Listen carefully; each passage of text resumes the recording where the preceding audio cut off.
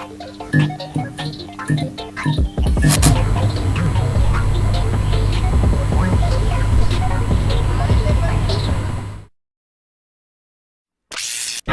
fully charged. Launch ready for AEW Spark in 3, 2, 1. All Elite Wrestling discussion is live. Cue host Owen Finch. Hey, what's up, everybody? Welcome to AEW Spark for July 17th, 2022. And I just want to thank James Hebert for filling in last week for AEW Spark. Wasn't expected to not be able to do it last week, but it is what it is. Can't make any promises that won't happen again, but hopefully it won't. So let's talk about this week's stuff in terms of AEW, because it was a pretty big week. It was the first week of Fyter Fest, and you had a pretty big episode of AEW Dark, so let's start by talking about this stuff.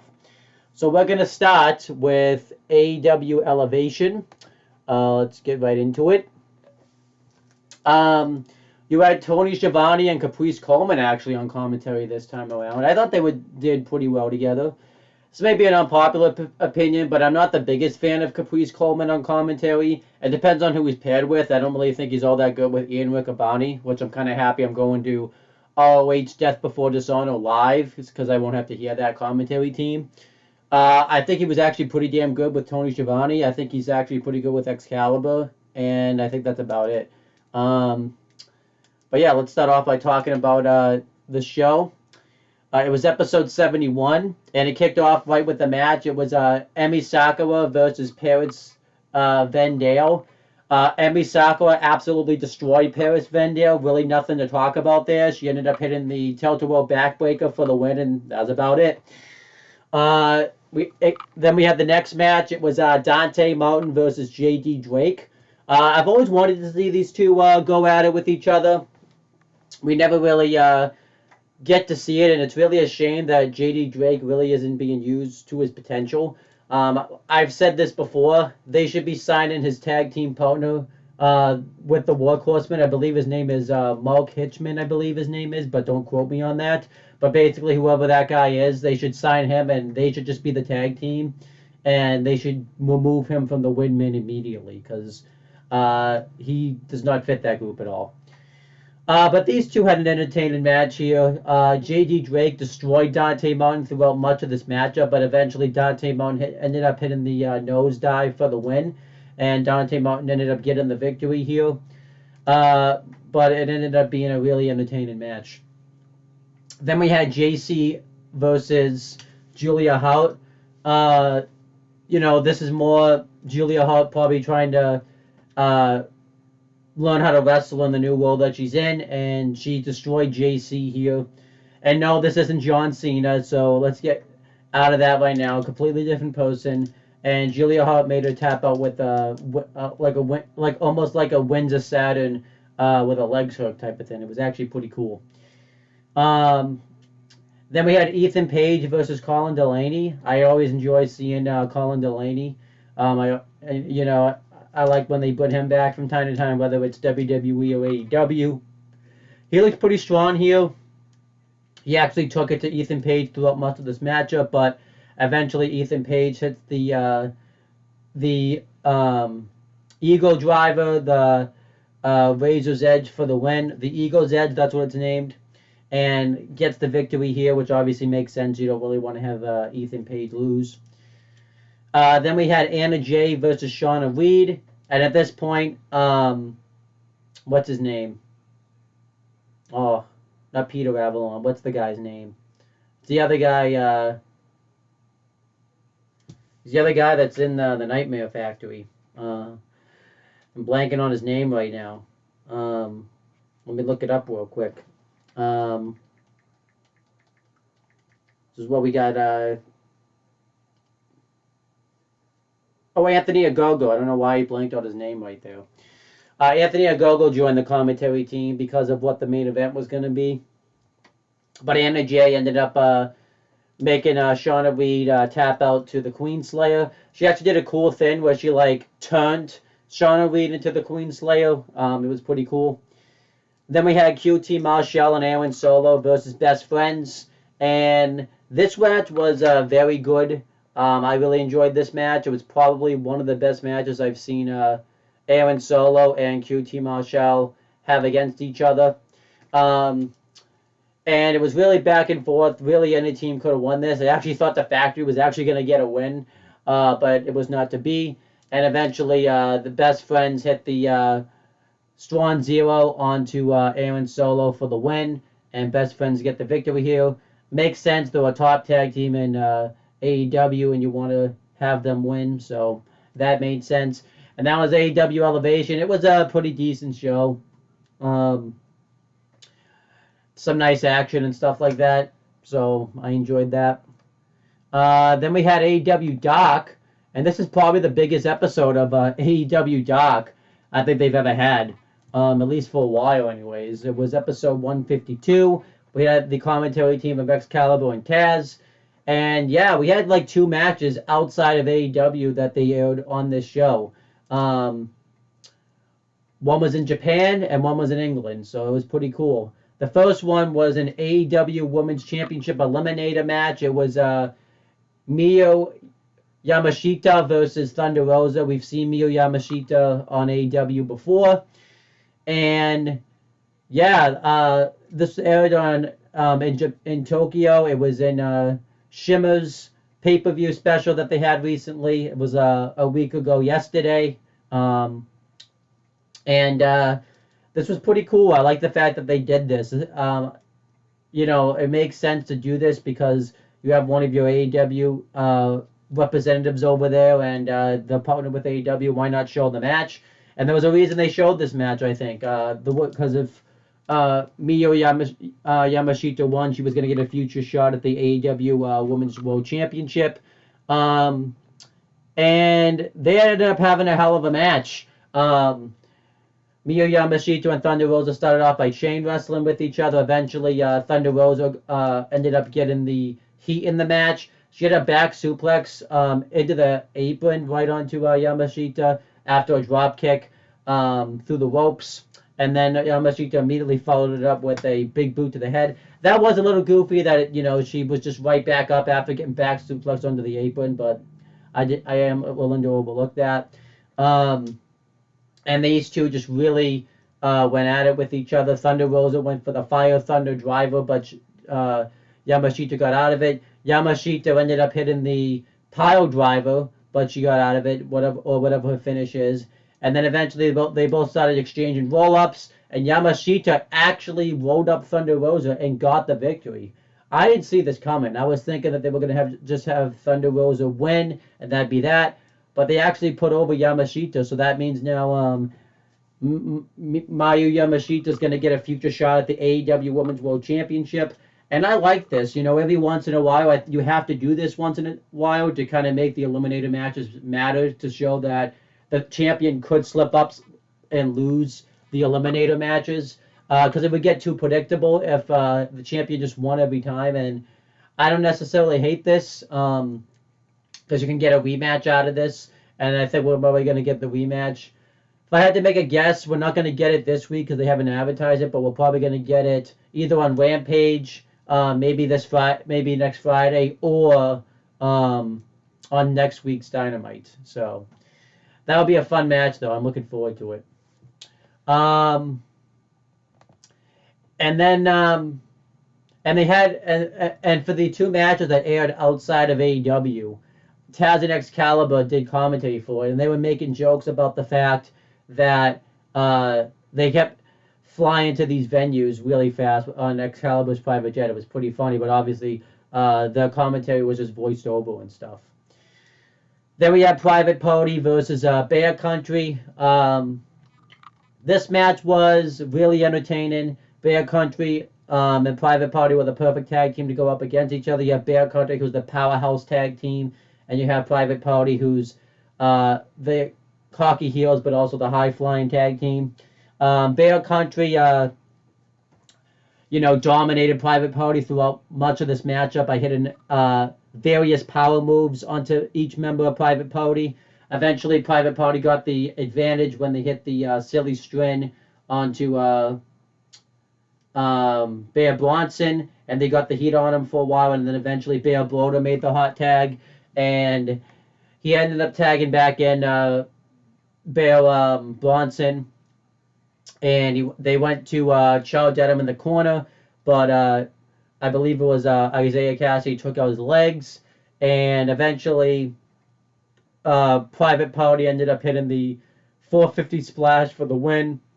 It was one of the Private Party members hitting on Boulder for the win, and Private Party ended up going over. Made sense considering the fact that, Private Party was going up against the Lucha Bros on Rampage Fighter Fest Night 2, so it made sense for Private Party to go over here. But it was a hell of a match. I really enjoyed it. Then we had Captain Sean Dean versus Conan Lincoln, I believe is how you say that. I was kind of interested how this match was going to work because Conan Lincoln is probably the biggest opponent that I think Captain Sean Dean has ever faced that's not Wardlow or something like that. So it was interesting to see how he would adapt his moveset, and he just did a lot of high-flying moves in this match. Conan Lincoln ended up hitting a really cool tilt-a-whirl into an end of days that got a nice near fall into Captain Sean Dean. But eventually Captain Sean Dean had a drop kick into the corner, followed by a salute elbow drop a salute splash for the win, and Captain Sean Dean got the win. Obviously, that makes sense. He's the guy that's actually signed, but I would like to see them not necessarily sign Conan Lincoln, but put him back like a Bear in Black or something like that, like they do on occasion, so that'd be cool. Then we had James St. Patrick and Sage Scott versus 2.0. 2.0 just squashed them. They definitely don't get paid by the hour. They ended up hitting the double DDT on one of the guys for the win. They never even took the win jackets off. It was, they definitely go get paid by the hour, so that was what it was. Willow Nightingale then faced Mila Moore. This was a pretty decent match here, but Willow Nightingale ended up getting the win, so there's that. Then we had Rohit Raju versus Bear in Black. Earlier in the show, Rohit Raju got interviewed, and he cut a fiery promo talking about how he's going to continuously to get himself noticed on AEW, Doc, and become the biggest star on AEW. And it's going to come at the expense of Bear in Black. And they ended up having a really entertaining match here, but eventually Rohit Raju ended up getting the win with a last shot. Not the last shot, but the double stomp off the top turnbuckles. And Rohit Raju ended up getting the victory. I hope they sign Rohit Raju eventually. He's too good to not be signed, so I hope they sign him. But yeah, I enjoyed the match. I like that they keep putting back Bear in Black every now and then. So then we had Angelico versus Logan Lowax, I think is how you say that, or Laveau. It's Logan. No, it's definitely Logan Laveau. Angelico actually got the new theme music. It's like this rap theme music now. And at first I really didn't like it because I liked the old TH2's theme song. But the more you listen to it and stuff, you actually start to get into it. So that makes me wondering if Angelico is going to end up sticking around, because I don't think they would have bothered giving him new theme music if he wasn't sticking around. The only reason I could see him not sticking around is if it's his choice. I don't think they're going to necessarily release him. Although I would like to see him get reunited with his tag team partner, Jack Evans at Impact, though. So I'd be okay with it. This is about what you expect. Angelico out-wrestled Laveau throughout much of this match. And then Laveau did get some offense, but eventually Angelico made him tap out to a knee bow. And that was that. I enjoyed seeing Angelico look pretty strong. This could be the last time we see Angelico, but we'll have to wait and see. Then we had the last match that actually took place, because all these matches I just mentioned, except for the Women's Championship Eliminator match, took place in AEW Dark Studios. So this was the last match that aired on that portion of AEW Dark. It was Nick Camarado versus Dante Mountain.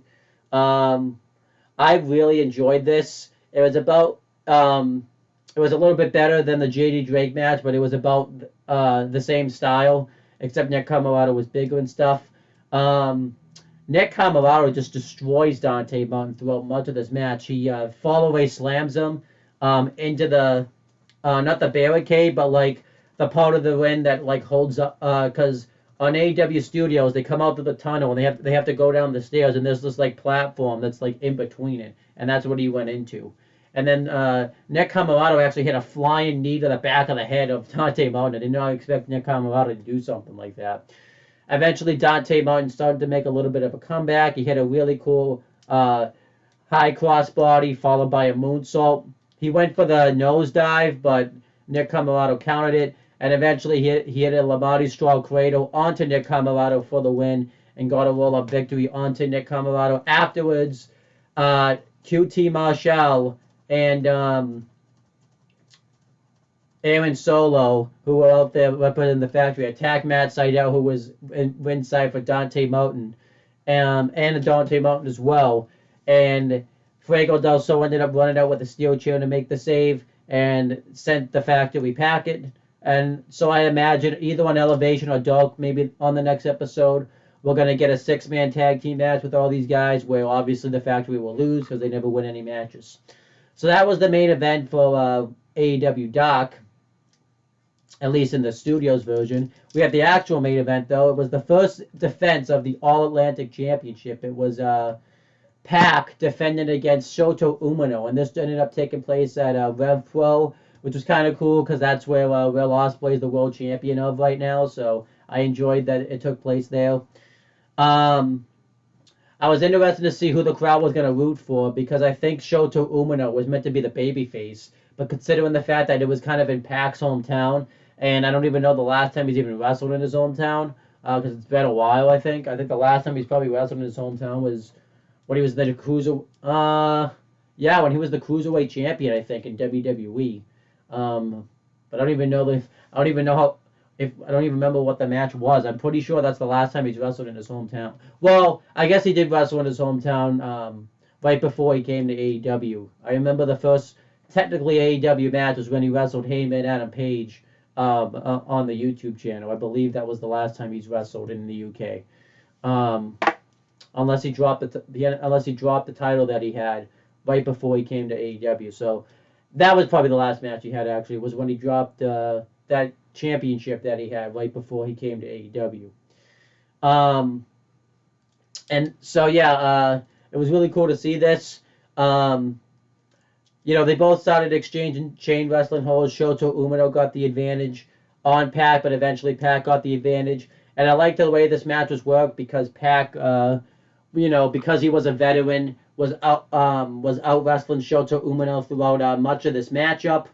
Eventually, he ends up throwing Pac into the guardrail several times. Eventually, Shota Umino turns it around on Pac. He actually throws Pac, and he lands throat first into the guardrail. It was pretty damn brutal. He ends up hitting a superplex onto Pac, but he kicks out of it.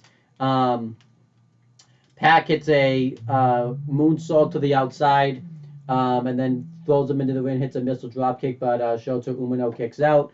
Shota Umino hits a dropkick into the guardrail, throws him into the ring, hits a springboard splash, but Pac kicks out of it. And then eventually Pac ends up getting Shota Umino into the brutalizer, and Umino has no choice but to tap out, and Pac retains the All-Atlantic Championship.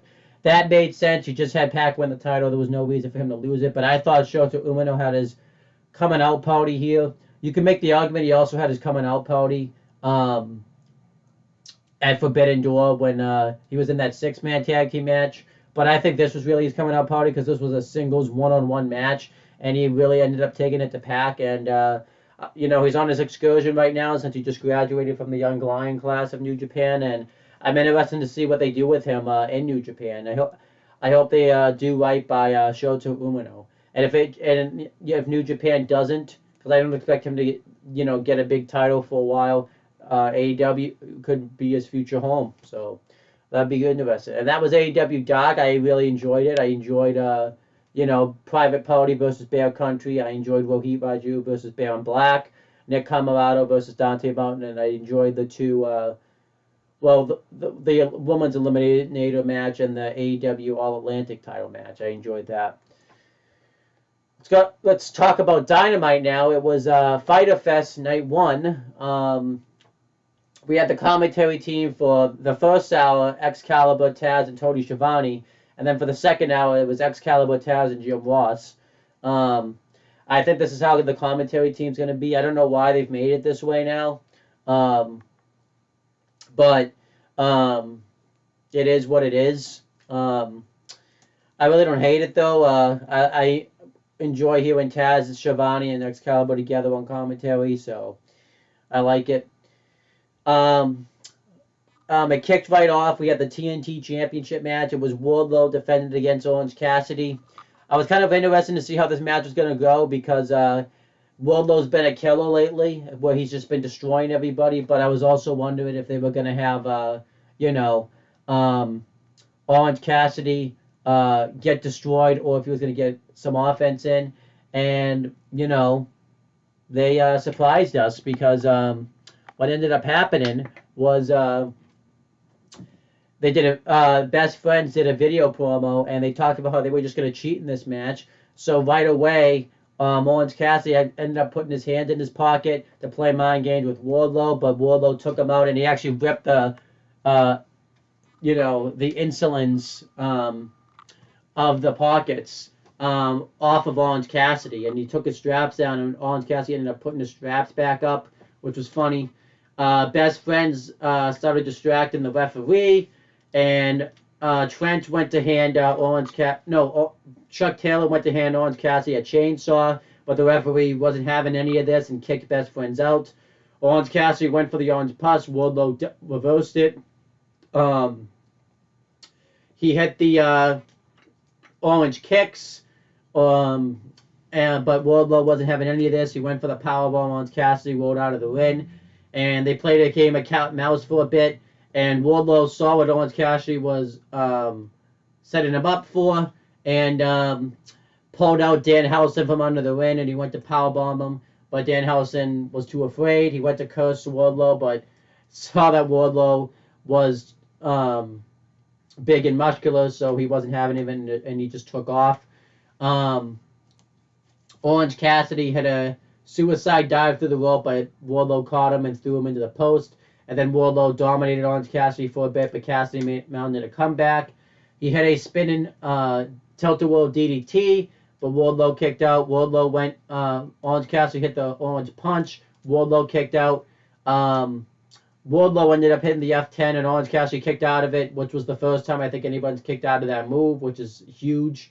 Orange Cassidy ended up hitting another orange punch into a beach break, but Wardlow kicked out. And then eventually Wardlow hit the powerbomb, covered Orange Cassidy, got the win, retained his TNT title. And now the TNT title, I forgot to mention, is back to the original version that Brody Lee had when he was the TNT champion. So I think that's pretty cool. And afterwards, Wardlow helped Orange Cassidy up, showed him respect, and that was that. But I thought this was a really good TNT title match here. I really enjoyed the story in it. I really enjoyed how these two really meshed in the ring. I was wondering how this was going to work, and it ended up working really well.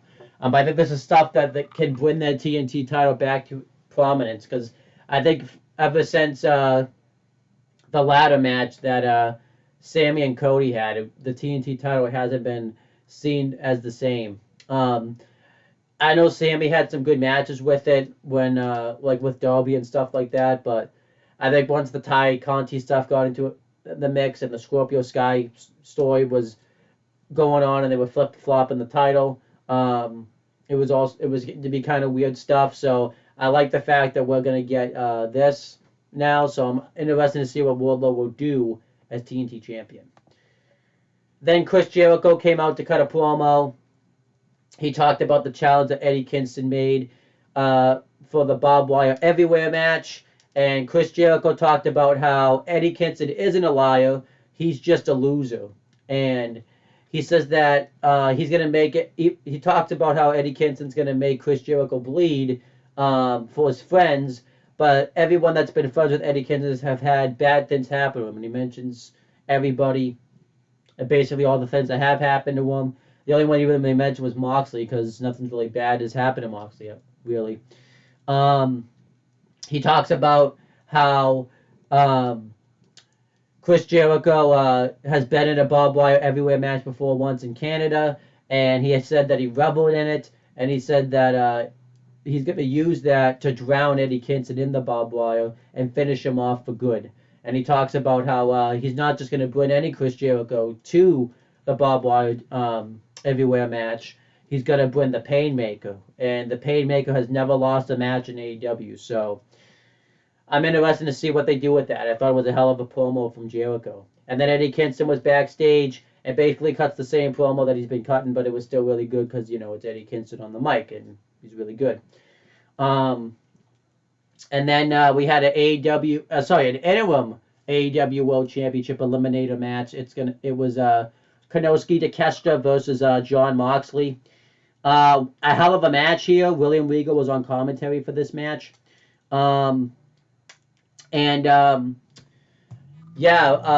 Moxley and Konosuke Takeshita really went at it. They started training technical holds. Konosuke Takeshita got the advantage on Moxley throughout much of the match, but eventually Moxley ended up hitting a wicked clothesline on him, threw him into the guardrail. He ended up busting him open during the ad break. And then Konosuke Takeshita mounted a comeback. He really went to town on Jon Moxley. He hit a flip dive on the outside. He went for the high knee, but Moxley countered it. Moxley ended up hitting the paradigm shift, and he went for the Bulldog choke, but Konosuke Takeshita countered it into a high knee, but Moxley ended up kicking out. And then eventually Moxley hit the Death Rider, the various elbow drops into the Bulldog choke, and Konosuke Takeshita tapped out. Moxley ended up winning. And afterwards, he raised his hand in victory, and it ended up being a hell of a match. I think Konosuke Takeshita just gets better with every match you see him in, and I hope they sign him and he becomes a future TNT champion or something. He is that damn good. He is awesome. I really enjoy him. And again, I don't know what really they're going to do with Jon Moxley right now as interim world champion. I imagine CM Punk's going to be back soon because I remember reading the reports that he was only meant to be out for like 4 to 6 weeks, and I think it's been about that amount of time. So I could see CM Punk returning within these next couple of weeks, and I think at Battle of the Belts 3, they're going to set up the title unification match between Moxley and Punk, which I think is going to be a hell of a match. And then obviously I've talked about what I think is going to happen after that. Then we had the House of Black promo. It was really weird. They hyped it up like Darby Allin was going to cut the promo, but instead it ended up being House of Black.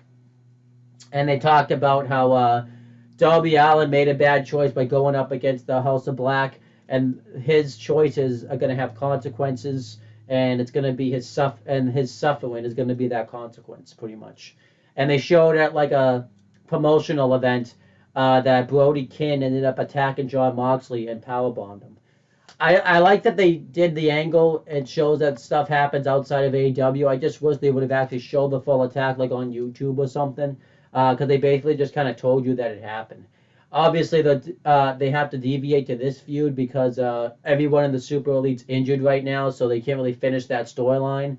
I don't even know if they're going to end up finishing the storyline because I don't know how long the Undisputed Elite's going to be out of action for, but we'll have to wait and see. Then we had Luchasaurus with Christian Cage versus Griff Garrison with Brian Pillman Jr. And this ended up being a really good angle. Christian Cage ended up coming out and hold on. So Christian Cage came out and he ended up cutting a fiery promo again onto the Varsity Blondes, where he talked about how he respected Brian Pillman and his father, anyways. Talked about how everyone thought he was a legend in the business, but he was really just passe at best. But he respected his work ethic. But he's ashamed that Brian Pillman's last thing he gave to the business was Brian Pillman Jr., a lower card act. And he showed a picture of Griff Garrison, he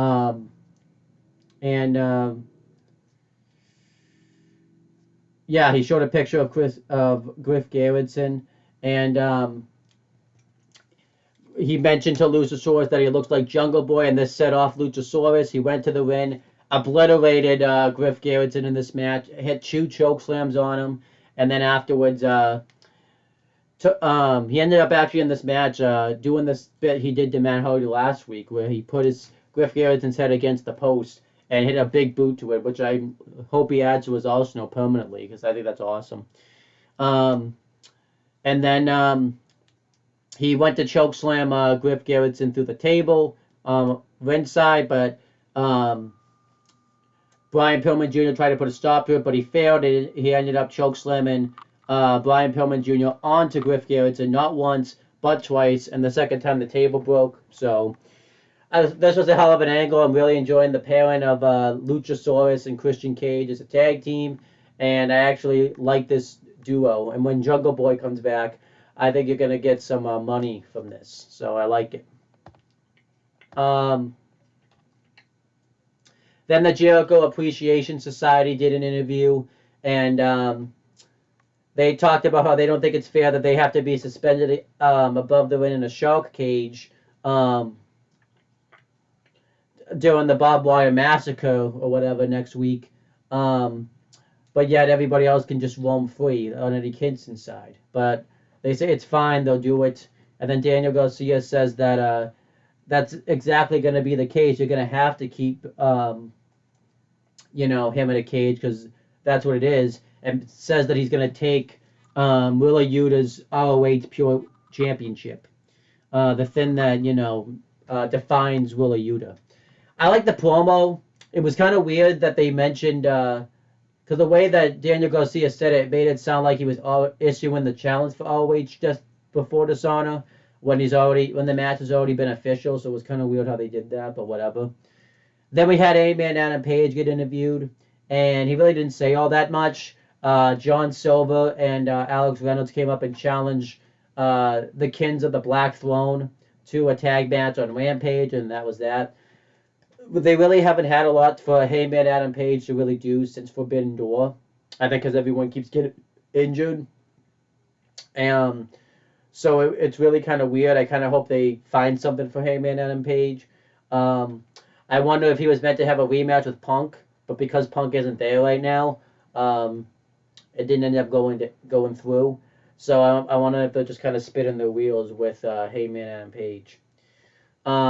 Then we had Jake Hager versus Claudio Castagnoli. I really enjoyed this match. I know they probably had matches in WWE when they broke up as a tag team, but I really don't think they got the proper showcase that they should have got. Here they did. And they really delivered. Claudio Castagnoli immediately hit an uppercut onto Jake Hager and went for the neutralizer. I don't think he calls it that now, but that's what I'm calling it until I hear otherwise. But Hager countered it. And these two just really brought the fight to each other. At the beginning portions of this matchup, they were just countering each other's movesets, which got over the fact that they knew each other. Claudio ended up hitting the Tiger Fang kick onto Hager. Eventually, Hager ended up getting the heat on Claudio by hitting a German suplex onto the floor into a Hager bomb. And he really got the heat on Jake Hager for a while. Onto Claudio Castagnoli for a while. Eventually, Claudio mounted a comeback. He had a European uppercut while Hager was prone up against the barricade. He had a springboard uppercut, a wicked suplex. At one point, he did the Bret Hart British Bulldog SummerSlam spot where he was down on the ground and locked Jake Hager into the Scorpion Deathlock.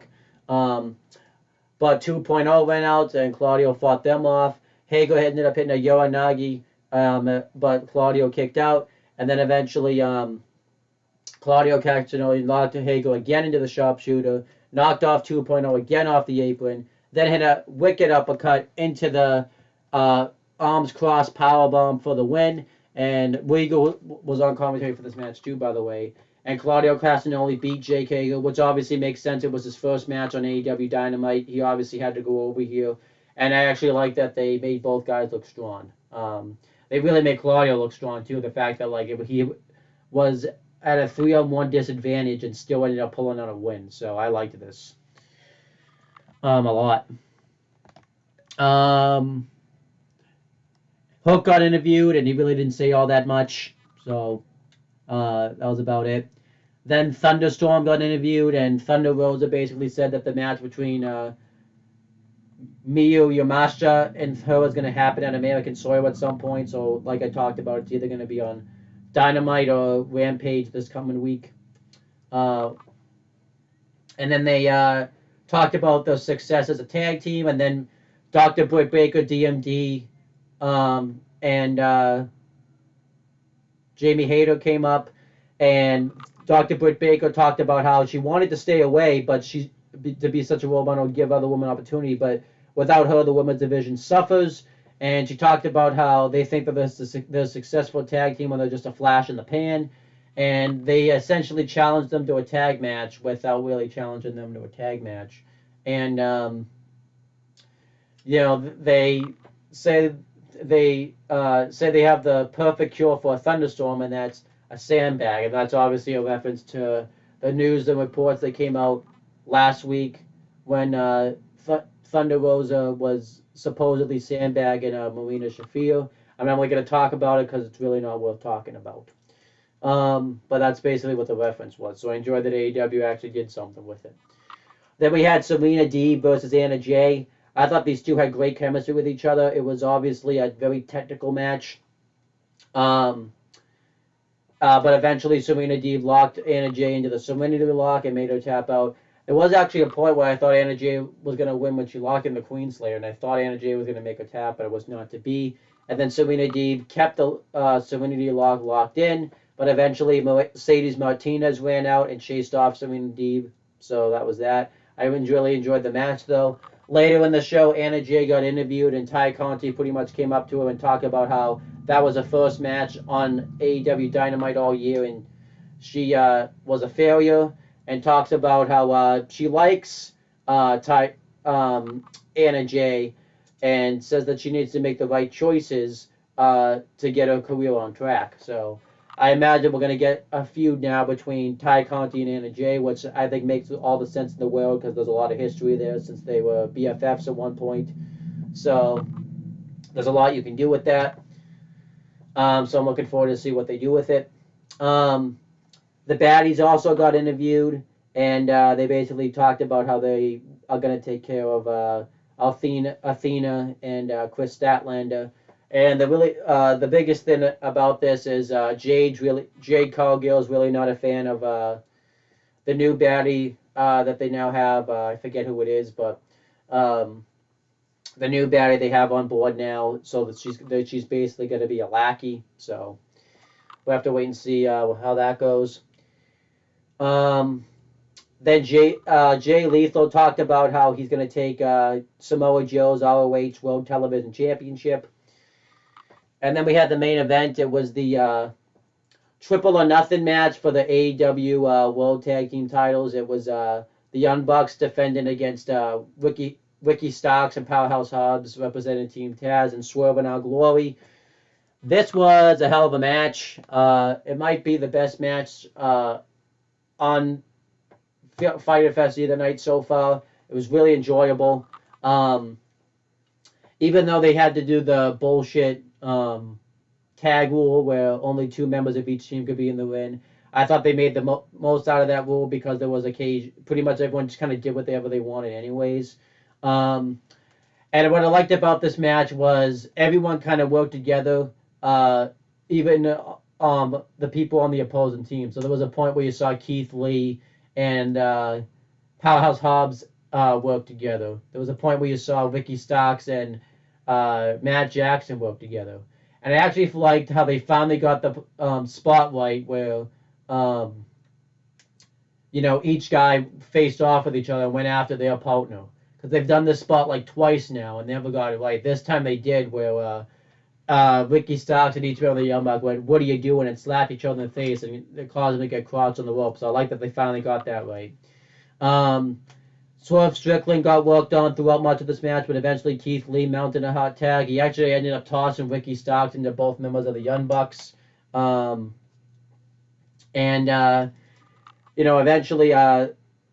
the match was spilled into chaos. The Young Bucks went through did the super kick party, and they did it to Keith Lee, and he just no-sold it. So eventually, Ricky Starks and the Young Bucks all hit a triple super kick on him, and then eventually they all posed together when the Young Bucks both hit super kicks onto Ricky Starks. So that was cool. Then after that, the Young Bucks, the ref went down eventually. He ended up taking a bump. And there's a spot in the match where the Young Bucks went to use the AEW World Tag Team Championships, but Swerve Strickland intervened. And this was a great bit of storytelling here because the whole thing was that Swerve and Our Glory really weren't getting in along because obviously of the Casino Battle Royal and everything. So you actually thought they teased as if Swerve Strickland was going to turn on Keith Lee and hit him in the back with the tag titles, but instead he decided against it. He threw the championship out of the ring, and they almost ended up being the undoing because the Bucks ended up hitting a double super kick into a BTE trigger, but it got broken up by Ricky Starks, and then eventually they went for the Meltzer driver, but Keith Lee ended up pouncing Nick Jackson, and then they hit the Spirit Bomb double stomp combination, but Ricky Starks ended up breaking that up, and then eventually Ricky Starks and Powerhouse Hobbs got in a row. Powerhouse Hobbs went on a spine buster spree, and Ricky Starks hit a spear on Keith Lee, but Keith Lee kicked out, and then eventually everyone just got taken out on the outside, and Swerve Strickland ended up hitting the double stomp off the top onto Ricky Starks, and Swerve and Our Glory became the new AEW World Tag Team champions. I actually was surprised by this. I didn't see this coming. It was really shocking because the Young Bucks had just won the AEW World Tag Team titles, so I didn't think they would lose them this quickly. But they did. And I did read online one of the Bucks got injured in this match, so that sucks. But I don't really know why. I did hear there's a reason that they lost the titles, but I didn't really get to read into it. If I had to make a guess, I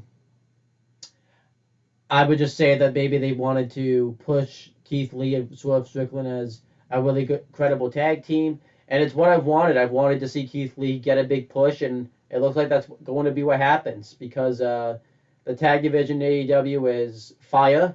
And being the tag team champions in AEW is a big deal. It's treated, as if it's a big deal, and you can get a lot of really entertaining matches with Swerve and Our Glory as champions. Like, obviously, I think we're going to get one more match with Ricky Starks and Powerhouse Hobbs. I think we'll get a match with Andrade El Idolo and Roosh. Maybe Private Party will get into the mix.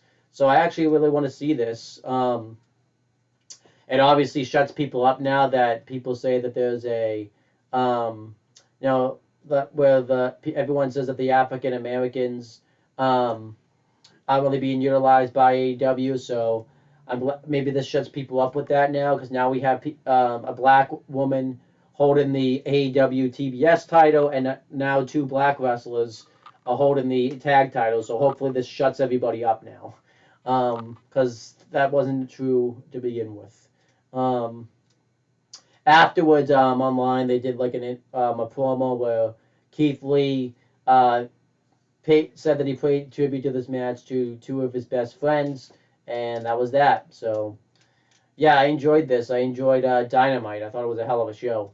I think this is probably the weakest Dynamite that I've done since I've started Spark, but that's really, that's really not. That's really saying a lot because they've all been bangers. So I enjoyed this show though. Also on this, they aired a video on YouTube where they did a sit-down, face-to-face interview with FTR and the Briscoes to hype up their ROH Tag Team title match coming up. I figured I'd talk about that for a bit, and. The Briscoes were upset about it because they were, even though ROH had shut down in 2021, they were still going all over the place and beating their bodies out while FTR were just wrestling one day a week on AEW, which kind of breaks kayfabe a bit because, Rampage was a thing. And FTR said that was nowhere further from the truth because, they eat, sleep, and breathe wrestling. And they say that you say you don't want to make excuses, but that sounds like you're making excuses. So the Briscoes say that they just got lucky at Supercard of Honor. So FTR challenged them to a 2 out of 3 falls match at Death Before Dishonor, and the Briscoes accept, and that was that. I'm really looking forward to this match. I'm going to be able to see this match live, so I think it'll be a hell of a match. I'd have it main event if I was booking this show, but we'll have to wait and see. But yeah, I'm looking forward to this match a lot. Now let's get into AEW Rampage Fighter Fest Night 2. We had the commentary team of not Taz actually, Tony Schiavone, Excalibur, Jim Ross, and Chris Jericho. Jericho was pretty brutal on commentary. At least he's a heel, so it makes sense now, but it's still bad. The opening match was the Kings of the Black Throne with Julia Hart versus Alex Reynolds and John Silver.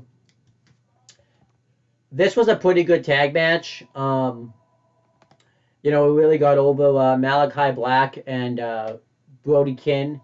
It was really more so for Brody King than anything else.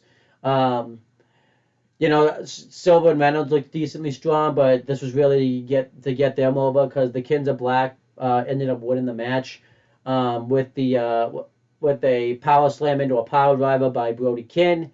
And then afterwards, when the House of Black went to leave, Darby Allin dove off one of the tunnels and attacked Brody King, and Malachi Black went to make the odds uneven, but Sting ended up having a face-off with Malachi Black, and they just faced off. Nobody really made a move or anything as Darby Allin and Brody King brawled through the crowd, and Sting and Malachi Black just walked at the blast. I really liked this, and I'm really looking forward to seeing how this feud's going to work because both these gimmicks are really dog gimmicks.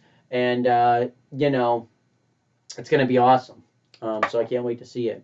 Afterwards, Miro did a promo talking about how his God sent Malachi Black after him. And he questioned whether or not he was trying to summon him to the House of Black or was it to fight them. So that'd be interesting if they had Miro join the House of Black. I don't think he will, but that'd be interesting.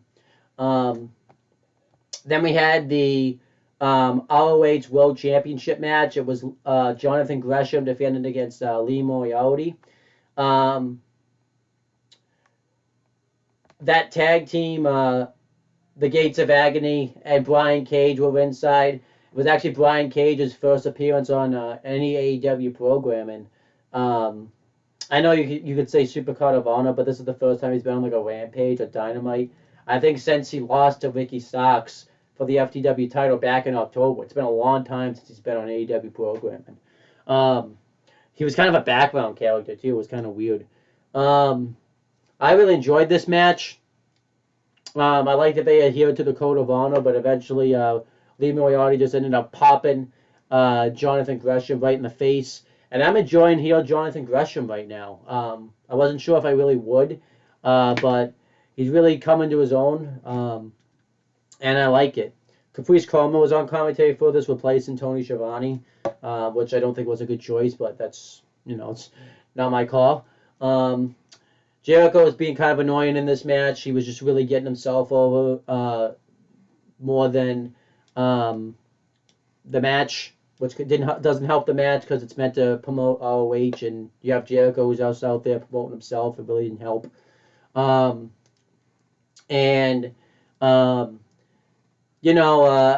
They really had a nice physical match. I liked the fire that Lee Moriarty had in the match, but it was not to be. Jonathan Gresham locked him into the octopus stretch, and Lee Moriarty ended up tapping out.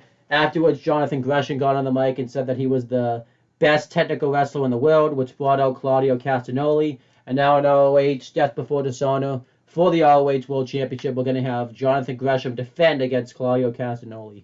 That match is going to be interesting because both guys really need the win and really can't take a loss because you just had Jonathan Gresham turn heel and join up with Tully Enterprises, so it'd be kind of weird if he lost. But do you really want to have Claudio Castagnoli lose? Because he's just coming to AEW. He's really hot right now. It would kind of kill his momentum if he didn't win. And this is actually a way for Claudio Castagnoli to finally win a world championship. I can't believe he's never won a world championship of any kind in any company. And this is a chance for that to finally happen because I don't think he's going to win the world title for a while, at least in AEW. And I don't think he's going to win the TNT title for a while. So if there's any title he can win, the perfect one's the world title for ROH. So interesting to see where that goes.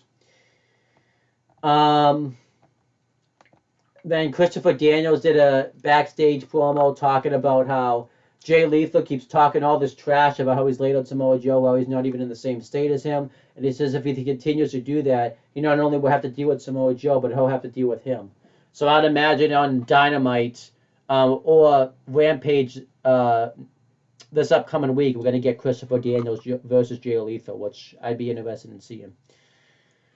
Then we had Chris Statlander and Athena versus the Renegades. It was a squash match. Athena hit the Eclipse, one of the Renegades, for the win. Afterwards, the new baddie, the temporary one, the interim one, came in, and Athena and Chris Statlander were about to beat her down, but then Jay Cargill and Kira Hogan all ran out and beat them down, and that was that. I really didn't care much for this. I really think we need to start setting something up with this TBS Women's title now. Like, they've done the same thing all the time, and it really didn't make sense that Jay Cargill came out and saved the new baddie, since they're not really a fan of them. Like, you would think they would just sacrifice them to them and not really care that much. Layla Gray, that's her name, by the way. I just remembered it. But I didn't care much for this. We need to start to move forward. Like, do Athena versus Chris Statlander in a number one contenders match. Have one of them win, face Jade, and move on. Like, we've seen the same angle for weeks now. We need to move on. That's just getting ridiculous. Then we had the Gun Club promo. Then we had Lee Moriarty and Matt Sydal get interviewed, and Lee Moriarty talked about how he was disappointed he didn't win the ROH World title.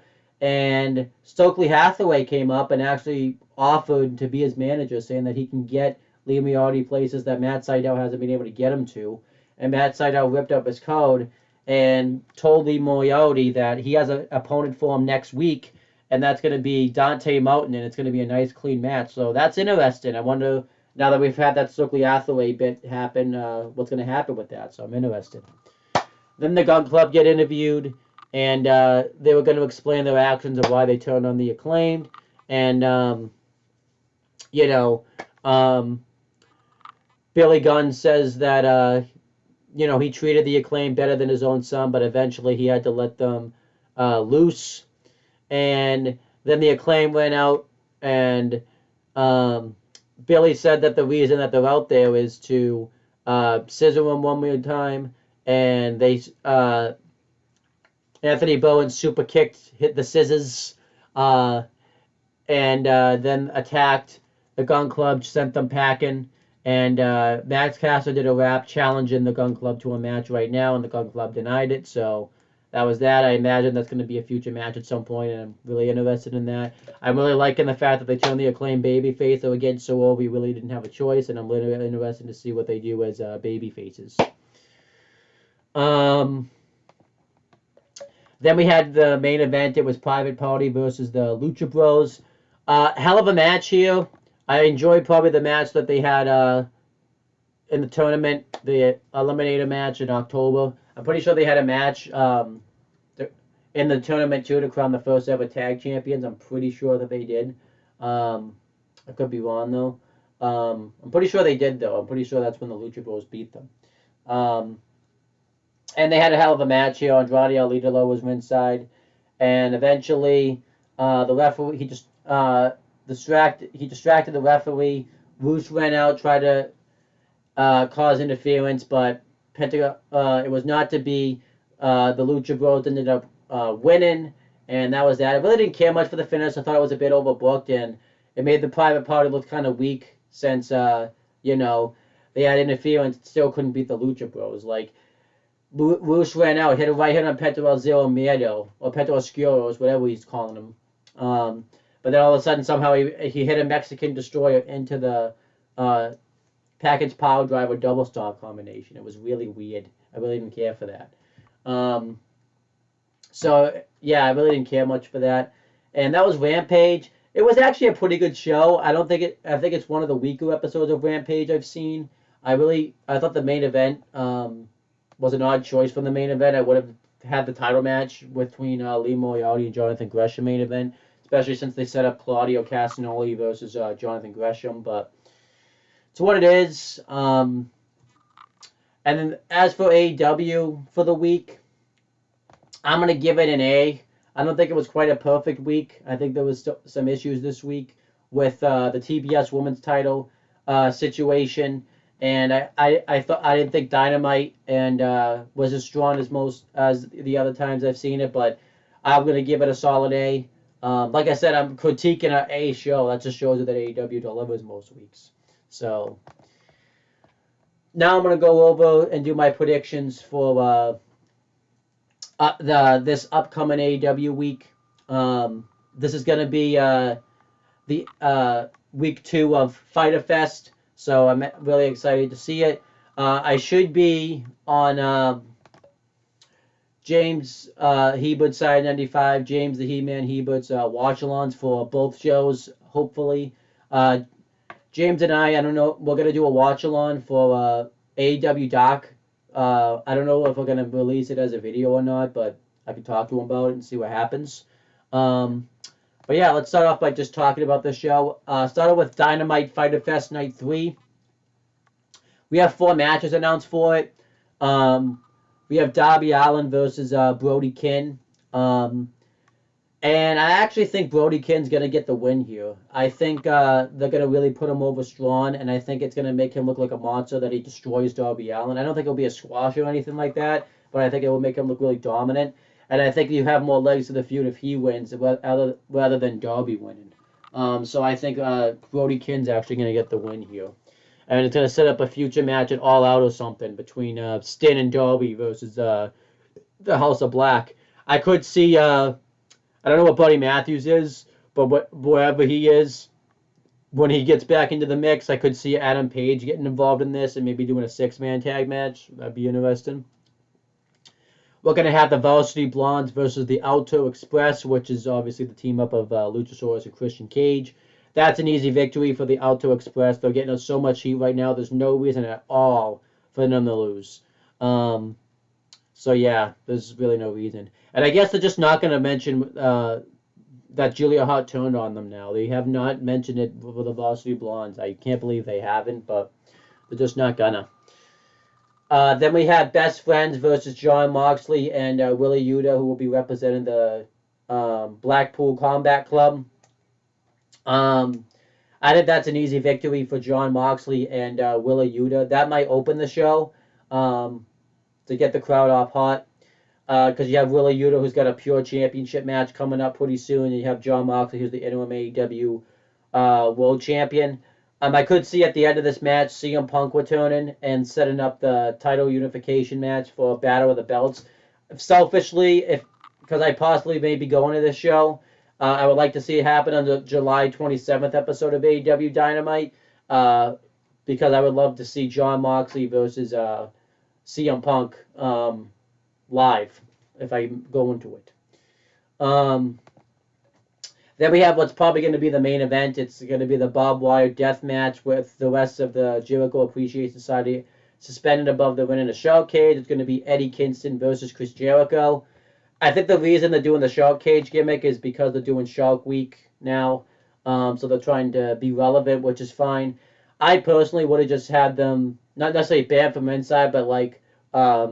have Tony Khan say if they interfere in the match, they'll be fine, and Daniel Garcia will lose his ROH Pure Championship match at Death Before Dishonor. That's where I would have gone, but they want to do the shark cage gimmick. That's fine. I've seen the shark cage gimmick done well in NXT before, so as long as they do it well, it should be fine. It's something different that AEW hasn't done before, so that's fine. As for who wins, it really could go either way. but I think they need to give it to Eddie Kingston. This is probably going to be the last match of the feud. And considering the fact that the whole feud's built around Eddie Kingston finally getting his revenge on Chris Jericho, it'd be a huge disappointment if he lost. Especially with everything that the Jericho Appreciation Society has put him through. So yeah. As for other matches that I could see getting added on the show, I could see Thunderstruck or Thunderstorm, anyways, facing Britt Baker and Jimmy Hayter on this show. And if that match happens, I think Thunderstorm will win that by pinning Jimmy Hayter. I can't really think of any other match that could happen right now, but that would be one of them. As for the next show, we have Lee Moriarty versus Dante Martin on the Rampage Fighter Fest Night 4. This match could easily go either way. You have Lee Moriarty, who just came out of ROH World Title match and a really good showing, but you have Dante Martin, who they like to push. I actually think Dante Martin's going to get the win, and I think this is going to get into Lee Moriarty's head, and it'll make him consider joining up with Stokely Hathaway. I don't think he will join up with Stokely Hathaway, but this will make him think about it. And as for other matches that I think will happen on Rampage, I think we're going to get Christopher Daniels versus Jay Lethal, and if we get that match, I think Jay Lethal will win to build momentum going into Death Before Dishonor. And I think Samoa Joe is going to finally make his return to TV, and they're going to have some type of pull apart ball between him and Jay Lethal to hype up the world television title match coming up. I'm trying to think of what else could get added onto the show. I don't think they're going to do Thunder Rosa versus Miyu Yashimita, or however you say that name. I know I said it perfectly a minute ago, but I don't think they're going to do that match. I could see them maybe doing a match with, maybe the Acclaim versus the Gun Club, or maybe having a member of FTR face a member of the Briscoes to hype up that match. I could see that happening, but that's obviously all TBD right now. And as for matches that I think will happen on Elevation or Dark, I'll give my predictions for those, because we've had some storyline progression happen on there. I think on one of the episodes, we're going to get a 6-man tag with the Factory versus Fuego del Sol, Matt Sydal, and Dante Martin. And if that match happens, I think it's going to be Lee Moriarty, Matt Sydal, and Dante Martin getting the victory, because the Factory never win any matches. I'm trying to think of what other match could happen. I really can't think of anything right now, because they're not really built. That's really the only storyline that they built on there. If I could just look over my notes real quick. It's really the only thing I could see happening at some point. They haven't announced anything else, so that's pretty much it for AEW Spark. I hope you guys enjoyed this video. And yeah, next episode is going to be a big one, because we have, Fyter Fest week 2 and predictions for ROH Death Before Dishonor. So we're going to have a big episode. We could get a special episode of AEW Dark, because they like to do that before the pay-per-views every once in a while. So we'll have to wait and see if they do that. But that's pretty much it, guys. I really have nothing left to say. Thank you guys for watching this video. And I will talk to you guys. Well, obviously subscribe to. I should plug some stuff real quick. If you want to check out future content on this channel for AEW Spark, I'll be doing an episode. The plan is for Saturday, because I'll be going to SmackDown on Friday. And I want to do some type of video where I talk about my live experiences, since I'm going to 3 wrestling shows for SmackDown, Death Before Dishonor, and AEW Dynamite, hopefully for July 27th. If I don't end up doing it, then you know why. We have some retros up. James and I did a retros for SummerSlam 1992 and SummerSlam 2002. And we plan on next Sunday, we were supposed to do it this week, but everyone's schedules didn't really work out, doing SummerSlam 2000. And in the future, we're going to do SummerSlam 2003 and SummerSlam 2012. And some more shows to hype up WWE's first show in the United Kingdom. So we got some excited retro wrestling review series coming up. So that's pretty much it, guys. Talk to you later. Podcast has concluded.